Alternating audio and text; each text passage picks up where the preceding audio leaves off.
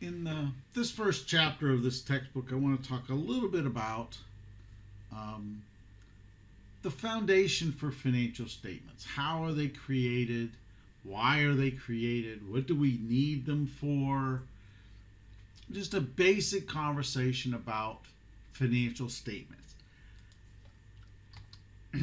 So first of all, you can kind of look at the world in a couple of ways, right?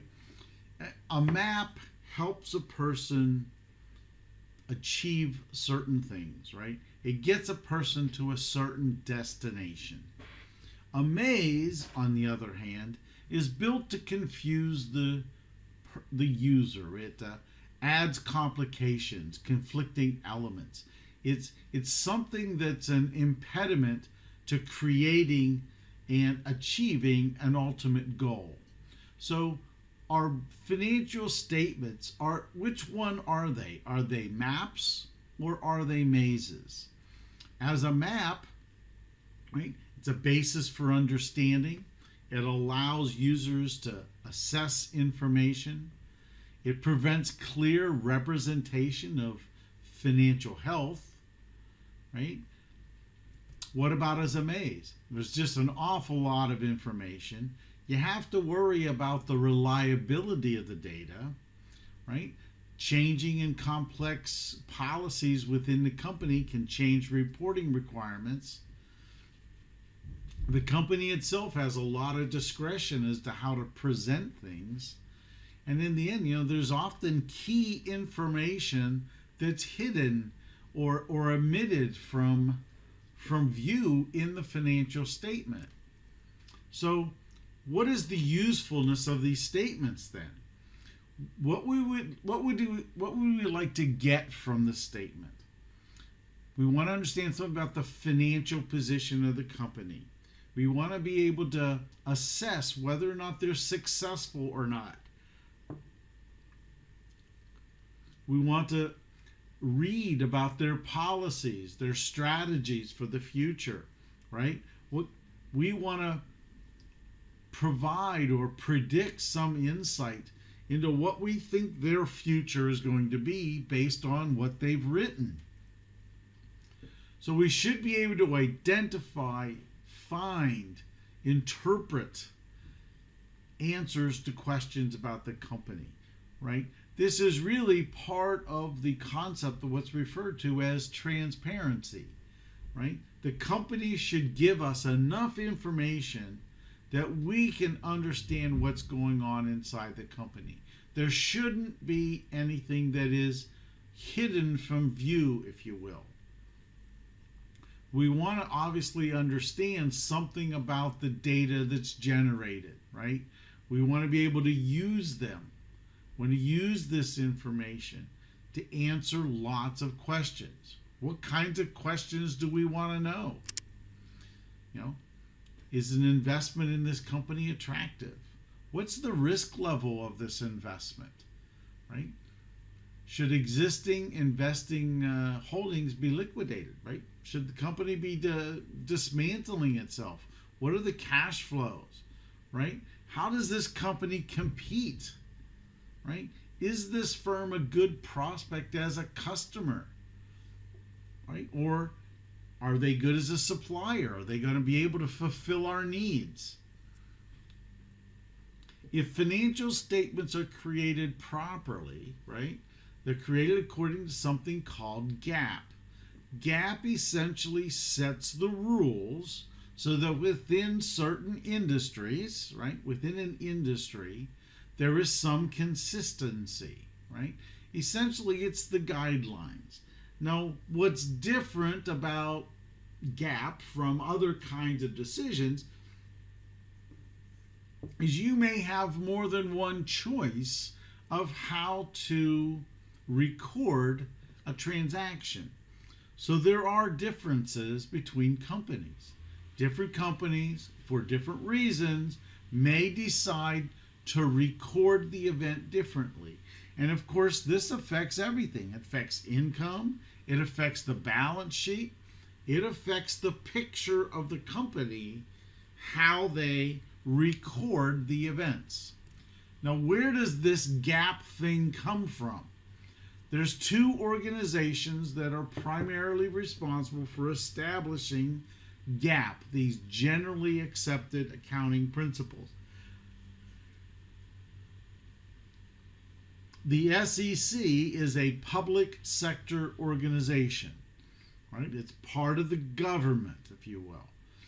FASB, Financial Accounting Standard Boards, is a private sector organization. It is comprised primarily of accountants who, through their experience, etc., set these best practices, if you will, as far as what needs to be recorded and how that needs to be done in such a way that it is transparent, that investors can read it and can understand what's going on. So where do we get this information, right? The Securities and Exchange Commission requires companies that trade to publicly issue filings, right? Regular filings. Every year they have to file what's called a 10K, right? These are annual reports, if you will. They have to also provide quarterly reports. Those are 10Qs. 8Ks are things that they have to report that report different circumstances. As major things happen through the year, they may have to report things in an 8K. To find information, quite frankly, find information about 8K, if you click on this site, it will take you to the SEC, and you'll be able to see what kinds of things are listed or how the 8K is described within the SEC. With respect to global accounting, in my day, this was a big issue, that every country essentially could create its own form of accounting rules, which makes international investing very difficult. So in 1973, something called the IASB was created. This is the International Accounting Standard Boards, and they have been working since that point to try to provide some uniform accounting standards. This should give us consistency across the statements. So companies could list securities in any market then, and they would just need one set of statements. Right now, technically, if you wanted to sell securities, issue securities in Europe, you'd have to follow the rules of the European Union. If you also wanted to issue securities in the United States, you might have to provide statements that followed the rules of the SEC and GAAP. So again, it's very important to understand the globalization. I mean, it is real, but it is not fully implemented yet, right? There is not truly a set of global rules that have been established. They're working on them, but it's going to take a very long time for that process to happen. If you think about the 10K, and again, you can go to a company, you can go to the SEC through this document, you can click there, you can find what are referred to as 10Ks, right? It's the same order of filing for all companies. So when you look for this, you go through it's a system, it's called EDGAR, the Electronic Data Gathering, Annihilation, and Retrieval Database. You can find your company, and you can find all the filings of that company. So the challenge with this, it's very dry, there's no fluff. Sometimes companies will provide annual reports that are, if you would receive them in the mail, they're glossy and they have lots of information and documentation, but most of it is a marketing tool. So the 10K is the nitty-gritty, if you will. It gets down and gives you only the information that you need to analyze for the company with very little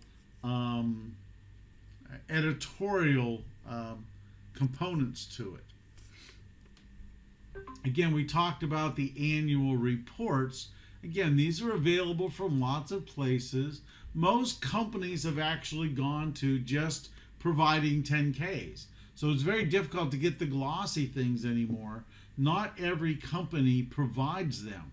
But annual reports provide financial institutions, they're sent to shareholders.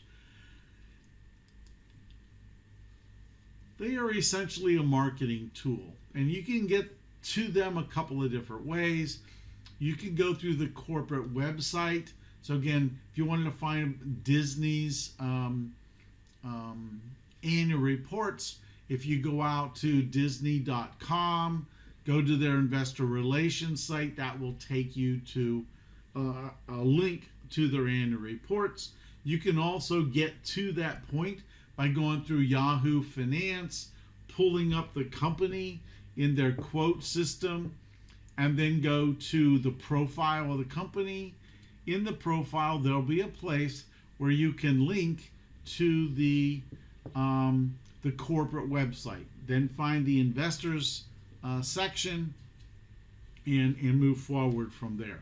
So again, that is the basics, if you will, of what financial statements are all about, where you can find some of this information.